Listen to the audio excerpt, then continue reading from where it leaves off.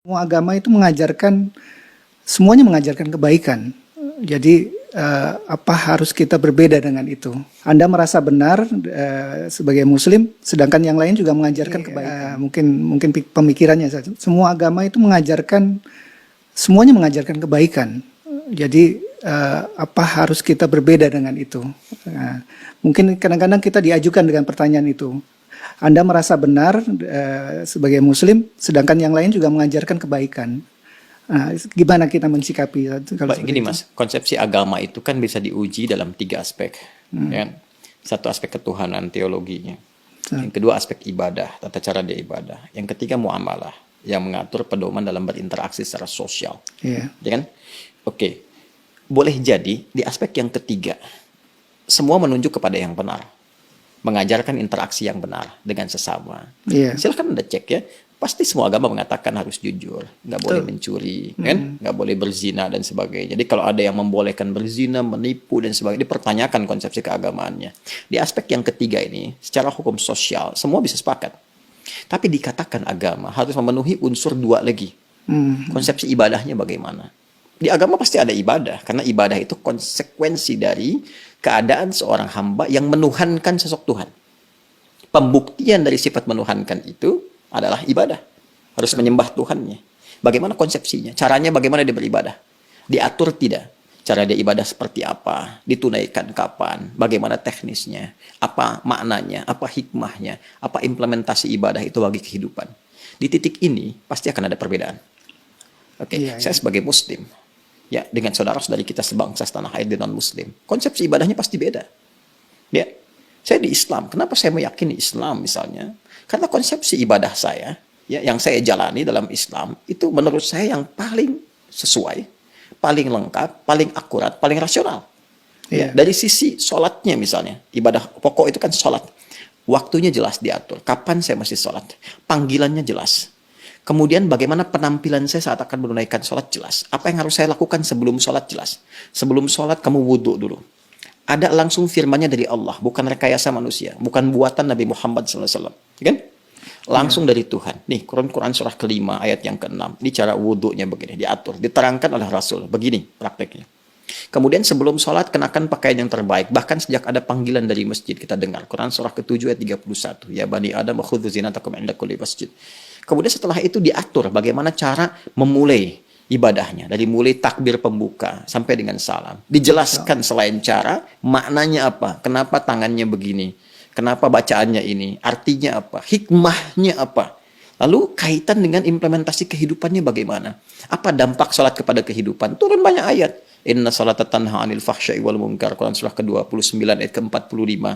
Nanti sholat ada kaitan dengan ketenangan hati, sholat kunci kebahagiaan, kesuksesan, dan dibuktikan oleh jejak sejarah. Orang-orang dulu ketika dia sholatnya benar, terjadi itu semua. Nah, ini yang menjadikan kita yakin sebagai Muslim memeluk Islam.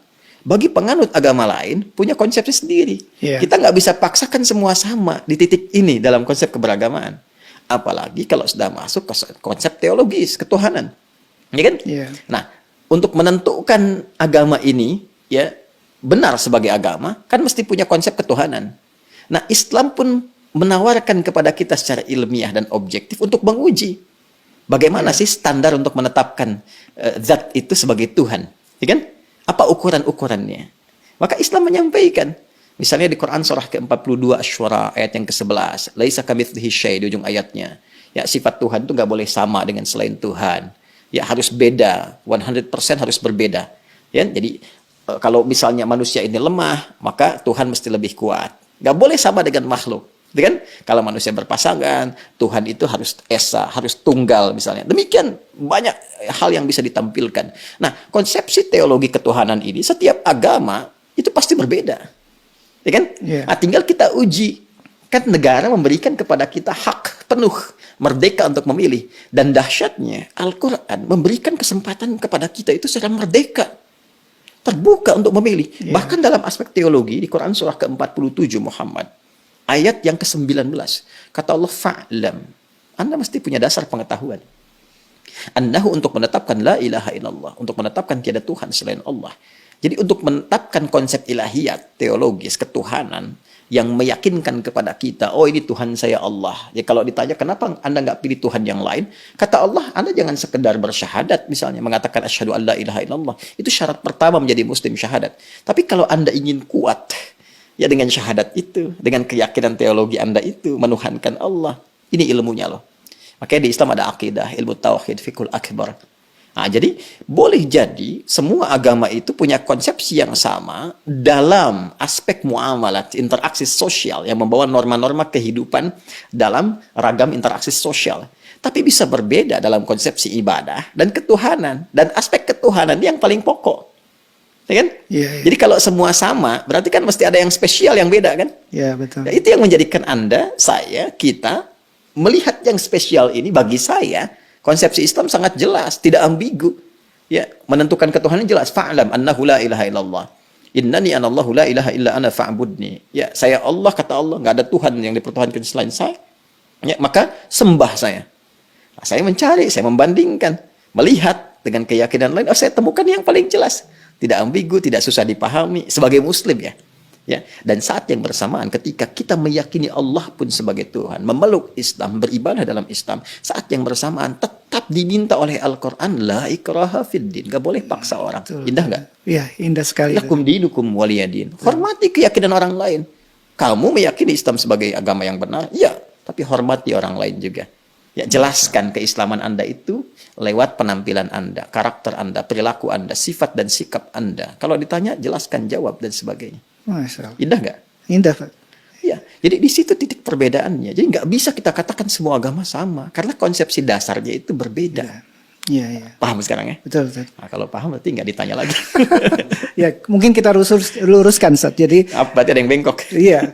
Ya, yang diluruskan pernyataan saya atau ada masalah nih di luar. yang berkembang sampai Anda angkat kaki itu. Yang berkembang di masyarakat, Ustaz. Jadi, Muslim yang semakin berilmu, otomatis makin toleran terhadap masyarakat di sekitarnya. Mungkin bisa dibilang begitu, San. Ya, bisa disimpulkan demikian toleran dalam aspek-aspek yang perlu ditoleransi. Betul, betul, betul. Dan ini ekspresi toleransi itu pun sesuai dengan kebutuhannya. Jadi jangan berlebihan juga. Nggak bisa toleran itu misalnya, ini lebih berkembang lagi, ikut-ikutan beribadah sesuai dengan agama-agama orang lain. Ya, mungkin itu ya. Anda nggak bisa toleransi ikut ke tempat ibadah orang. Justru itu intoleran yang sangat tinggi. Iya. Paham nggak maksudnya? Paham, Ustaz. Paham. Apa coba? Ulang lagi nanti. Bukan. Intoleran yang sangat tinggi. Kenapa? Iya, Kenapa? Karena saat dia kebebasan. hadir di tempat orang itu, hati dia meyakini bahwa itu salah. Iya, iya. Tapi dia terpaksa hadir di situ untuk mewujudkan konsepsi yang salah. Iya, iya. Saya toleran nih, datang ke tempat ibadah orang lain. Tapi di hati dia mengatakan ini salah nih, ini nggak benar nih. Iya. Nah, itu kan kalau dalam bahasa agama, nifak, munafik, hipokrit gitu kan. Iya. Jadi saya kira itulah.